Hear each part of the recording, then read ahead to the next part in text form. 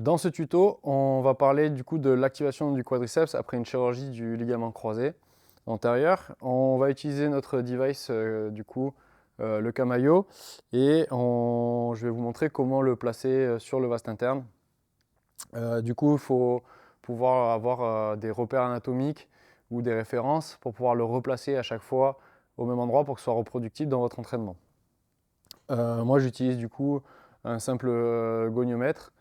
Selon les différentes études, il y a plusieurs possibilités de le placer. Moi, j'utilise en fait le bord supérieur de la rotule en fait, pour prendre une référence. Donc en fait, je trace un trait au niveau du bord de la rotule. Je prends 5 cm du coup de ce bord-là. Hop. Et après, je vais tracer une ligne sur le quadri. Ce que je fais, c'est que du coup, ma zone inter-électrode, en fait, je vais la placer au niveau de la ligne et vous allez voir, ça va correspondre du coup au ventre du muscle. Vas-y, contracte. Et en fait, on se retrouve avec le ventre du muscle et du coup, on se retrouve bien au milieu du ventre du muscle. Et du coup, si je répète à chaque fois cette même procédure, ben, je me retrouve avec quelque chose qui est très reproductible. Donc là, ce que je vais faire, c'est que je vais décoller mes électrodes. Hop, on va lui demander de relâcher. Hop, je vais placer du coup ma ligne au centre de mon Camayo. Et je me retrouve du coup, s'il recontracte, vraiment sur le ventre du muscle. Et j'ai une manière reproductible. Après, je vais aller allumer mon Camayo et je vais aller sélectionner entraînement.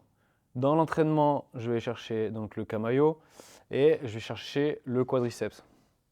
Ce qu'on va faire, c'est qu'on va faire une routine d'extension.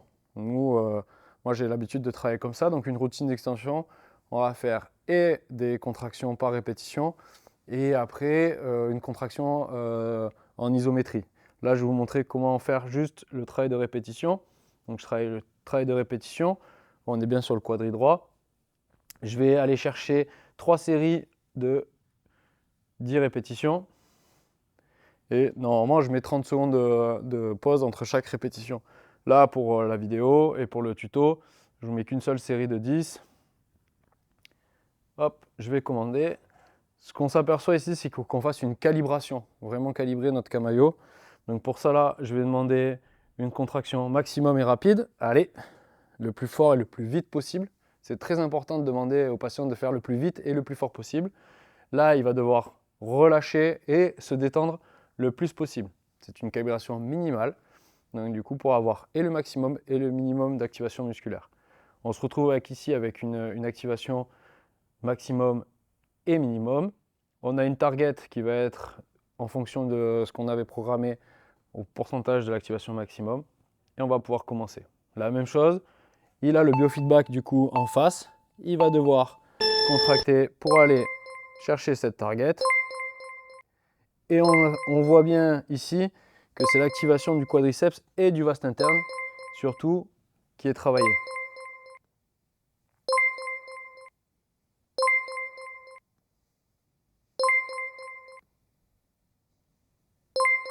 Voilà. Comme d'habitude, on a notre petit résumé avec toutes nos datas et on va pouvoir augmenter l'entraînement au fur et à mesure. Ce qui est important du coup de comprendre, c'est que nous, là, bien placé sur le vaste interne, on va avoir l'activité musculaire et vraiment réveiller que ce vaste interne, que ce quadriceps, que cette partie du vaste interne qui est très importante sur le réveil du quadriceps. Juste pour vous montrer, si je refais exactement la même chose, mais par contre, on va recalibrer. Donc tu recalibres, vite et fort. Je relâche le plus possible. J'ai ma calibration maximale, minimale. Et là, en fait, je vais juste lui demander pour la vidéo de vous montrer. Il va essayer de tendre la jambe en écrasant la table et non pas en contractant son quadriceps.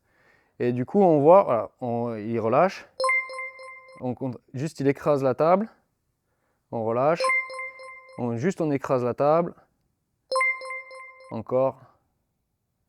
Et là, je vais lui redemander de contracter son vaste interne. Hop. Et là, on voit bien l'activation, la différence d'activation. Sur les 4 premières, on a demandé à contracter en écrasant la table. Et là, on a demandé la dernière à contracter en contractant son vaste interne. Et en fait, on voit bien la différence d'activation. Ce qui va nous permettre d'être beaucoup plus précis dans notre rééducation, d'avoir un réveil du quadriceps plus efficace et surtout de vérifier que notre patient en fait, ne met pas des stratégies de compensation dans son travail. Donc on va avoir un travail de qualité sur notre rééducation.